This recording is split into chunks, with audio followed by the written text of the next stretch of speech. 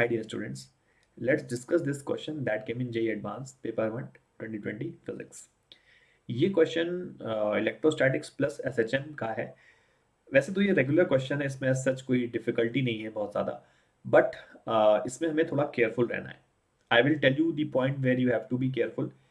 One more thing, I am going to tell you 3 solutions of it. तो ये बहुत अच्छी बात है, बहुत amazing. We will see 3 solutions of this question. Also in this question हमसे आईआईटी ने फ्रीक्वेंसी की वैल्यू फाइंड करने को कहा था, बट इंटरेस्टिंगली अगर किसी बच्चे ने फ्रीक्वेंसी की जगह एंगुलर फ्रीक्वेंसी निकाल दिया और एंगुलर फ्रीक्वेंसी का आंसर यूज करके उसने डेल्टा की वैल्यू कोट करी, तो भी आईआईटी ने पूरे मार्क्स दिए थे।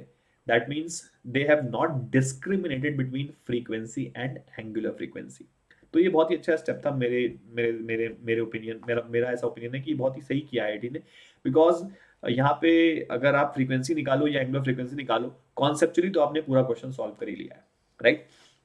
तो इस क्वेश्चन का डेटा फटाफट अपन देखते हैं। यहाँ पे एक स्प्रिंग है जिसकी नेचुरल लेंथ 0 है। इसके लेफ्ट एंड को फिक्स करके वहां पे डायपोल रख दिया गया है, स्मॉल डायपोल। और राइट एंड पे जब चार्ज रखते हैं तो इक्विलिब्रियम लेंथ एल हो जाती है। दैट मीन्स एक्सटेंशन स्प्रिंग में एल हो गया होगा, बिकॉज नेचुरल लेंथ 0 थी। अब इस चार्ज को थोड़ा सा डिस्प्लेस करके ऑसिलेट करा रहे हैं और इसकी फ्रीक्वेंसी हमसे क्वेश्चन में पूछी गई है, right. So as I said we are going to see 3 solutions of it. Let's see the solution number 1, method 1। सबसे पहले अगर मैं इक्विलिब्रियम कंडीशन लिखूं, तो जो डायपोल का फोर्स है उसको मैं लिख सकता हूं 2k dash p by L cube into Q. This is the force on the charge Q due to dipole. Electric field हो गई और ये चार्ज हो गया। That should be equals to spring force. तो स्प्रिंग फोर्स लेफ्ट की तरफ balance कर रहा होगा डायपोल के फोर्स राइट की तरफ को। यहाँ पे जो मैंने कहा था एक पॉइंट जहाँ पे हमें केयरफुल रहना है, वो पॉइंट ये है कि यहाँ पे यू कैन सी कि मैंने जो कूलम्स कांस्टेंट है उसको k डैश लिखा है। कूलम्स कांस्टेंट को k डैश क्यों लिखा है? बिकॉज वेरी हाईली लाइकली अगर मैं इसको k और k रखता हूं तो आगे चल के भले मैंने इस स्टेप पे मैं यहाँ पे मुझे पता है कि ये दोनों k अलग है, ये स्प्रिंग कांस्टेंट है और ये कूलम्स कांस्टेंट है, बट जब मैं इस क्वेश्चन को आगे करूंगा तो हाई चांसेस है कि मैं k और k कैंसिल कर दूं, क्योंकि ये चीज हमेशा दिमाग में नहीं रहेगी। तो जब भी हम k डैश लिख के अपने आप को एक बार तुरंत बता दे, अपने दिमाग में इस चीज को रिट्रेट कर लें कि ये कूलम्स कांस्टेंट है और ये स्प्रिंग कांस्टेंट है, तो by that over the span of solving the question हमारा ब्रेन इस चीज के लिए रेडी रहेगा कि k डैश और k अलग अलग बातें हैं, ठीक है। तो इसलिए मैंने k डैश को रखा है। ये बहुत ही इंपॉर्टेंट टिप है to avoid silly errors in the exam, ठीक है। So let's move forward guys. ये स्प्रिंग फोर्स हो गया और ये सॉरी ये स्प्रिंग फोर्स हो गया और ये इलेक्ट्रोस्टैटिक फोर्स हो गया डायपोल का, जो कि एक दूसरे को बैलेंस कर रहे हैं। अब इस चार्ज को अगर हम हल्का सा डीएल डिस्प्लेस करते हैं, तो what I will do, I will see what is the change in the force of change in the force on this charge. इस चार्ज पे फोर्स जितना भी चेंज हुआ है वो ही इस पे नेट फोर्स बन जाएगा, क्योंकि अभी तो फोर्स 0 था। तो अब ये फोर्स का चेंज हम लोग देखते हैं। पहले स्प्रिंग फोर्स देखते हैं कितना चेंज हुआ।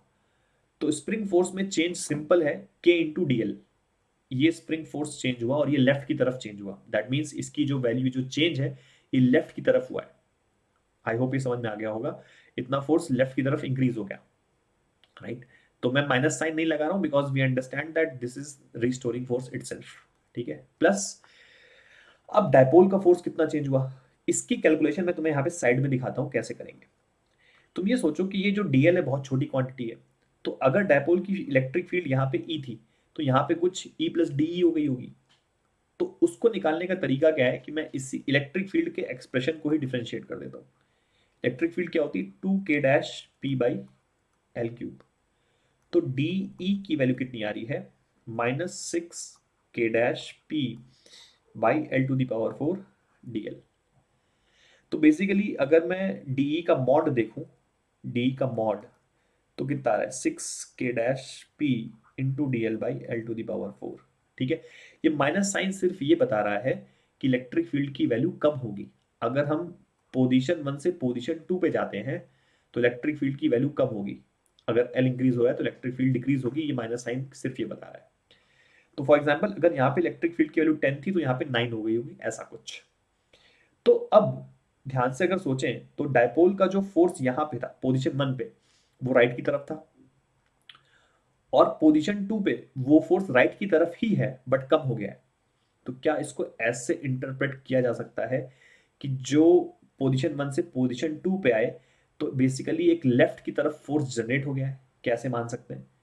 अगर तुम ध्यान से सोचोगे, जैसे यहाँ पे अगर फोर्स राइट की तरफ 10 न्यूटन है और यहाँ पे फोर्स राइट की तरफ 9 न्यूटन है, तो इसका मतलब यही हुआ ना कि 1 से 2 पे जाने पे एक 1 न्यूटन का फोर्स लेफ्ट की तरफ जनरेट हो गया है ना?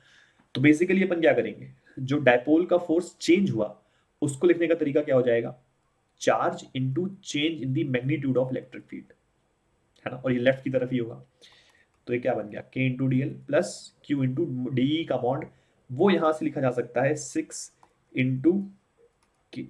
इंटू के dash P by L two the power 4 D L, है ना? अब बस ऑलमोस्ट क्वेश्चन डन है। यहाँ पे तुम 3 को अलग कर लो, ठीक है, और डीएल को भी अलग कर लो, तो यू विल गेट 2 के dash P into Q divide by L⁴। ऊपर वाली इक्विलिब्रियम कंडीशन को यूज करके अपन इसको लिख सकते हैं के, है ना? ये पूरा चीज के बन जाएगा। That means this will become K D L plus 3 DL into K, which means this is 4K into D L. Hence यहाँ से हमारा जो के इफेक्टिव आ रहा है वो 4K आ रहा है, बहुत ही इजीली दिखने को मिल रहा है, 4K आ रहा है। हेंस एंगुलर फ्रीक्वेंसी की वैल्यू क्या हो जाएगी, के बाई एम होती है, that means 4K/m, which makes it 2 × √के/m। तो यहां से अगर अपन ओमेगा को करेक्ट आंसर माने तो जो डेल्टा है, सिंस 1/डेल्टा की वैल्यू 2 बन गई, तो डेल्टा की वैल्यू कितनी हो जाएगी, हाफ। तो अगर तुम डेल्टा की वैल्यू 0.5 लिखी एग्जाम में तो you will get full marks. On the other hand अगर हम ओमेगा को 2πf लिखें, मतलब इसको मैं 2πf भी लिख सकता हूँ, ठीक है, और ये कितना हो जाएगा 2 × √के/m। तो यहां से f की वैल्यू कितनी आएगी, 1/π×√के/m।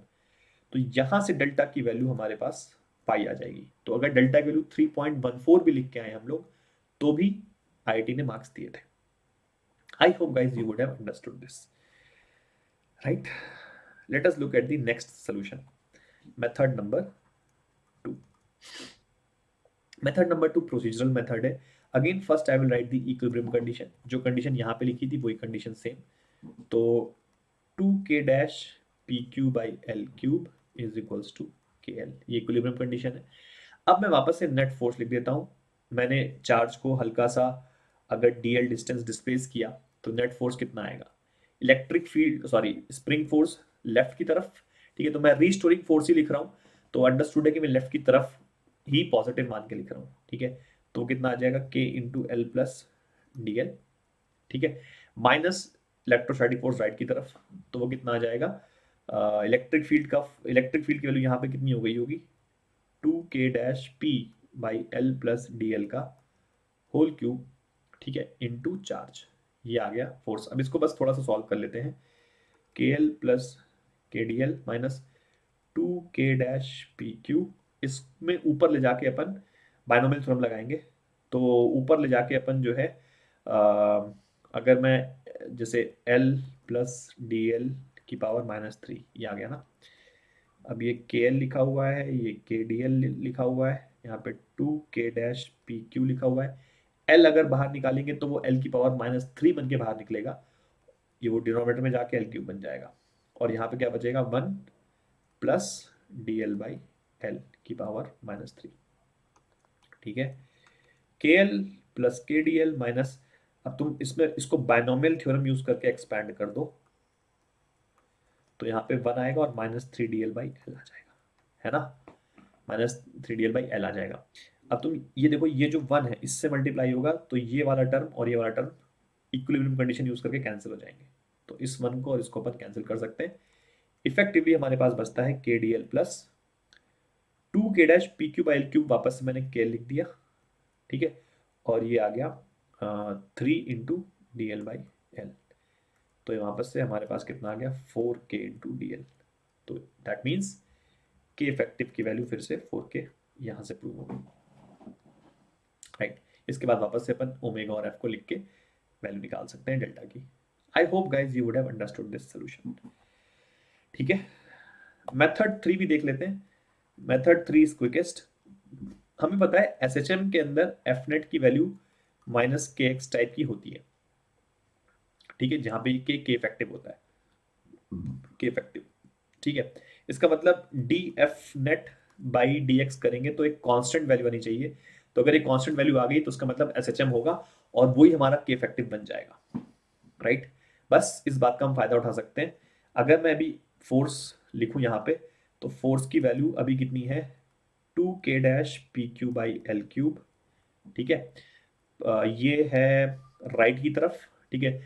एंड लेफ्ट की तरफ कितनी फोर्स है, लेफ्ट की तरफ है के इंटू एल, ठीक है। तो अगर अपन D F by D L निकालें, यहाँ पे एक्स मतलब यहाँ पे जो एक्स है एल है वो एक्स का काम कर रहा है, तो D F by D L निकाले अगर हम लोग तो कितना आएगा, ये आ जाएगा -6k-pq/l⁴ डी एल, नहीं डी एल नहीं आएगा, डी एल तो इधर आ चुका है, तो इसको ठीक है, फिर माइनस के, ये आ गया, ठीक है। वापस से अपन इक्विलिब्रियम कंडीशन हमें पता है, इक्विलिब्रियम कंडीशन जो हमने लिखी थी 2k-pq/l³ की वैल्यू के एल है, दैट मीन्स ये वापस से क्या लिखा हुआ है, -3k और ये -k, that means -4k, hence we can say that k effective is 4k. So again this solves our question. So I hope guys you would have loved all these solutions. That's all. Thank you.